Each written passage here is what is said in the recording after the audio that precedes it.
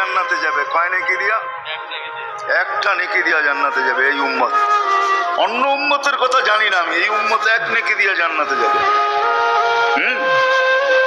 নবীর একটা আদর্শের কারণে জান্নাতে যাবে। সিরত মানি আদর্শ, আর এটা আমরা কদমে কদমে মুহতাজ।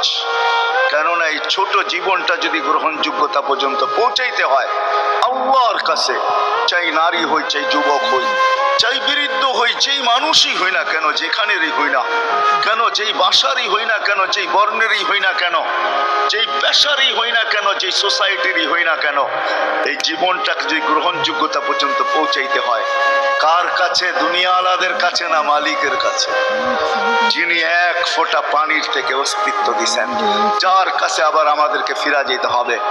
পালানের কোনো সুযোগ নাই। এই জন্যই কোরআন আমাদেরকে বোঝায় আইনাল মাফার। আল্লাহ বলতেছে কোথায় ভাগবে তুমি, বলো কোথায় ভাগবে?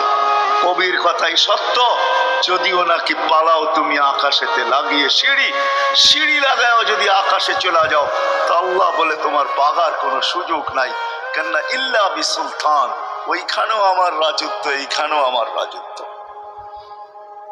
তাইনো আমার রাজত্ব, বামে আগে পিছে উপরে নিচে সর্বত্র আমার রাজত্ব। আমার রাজত্বের বাহিরে যাওয়ার ক্ষমতা তোমাদের নাই।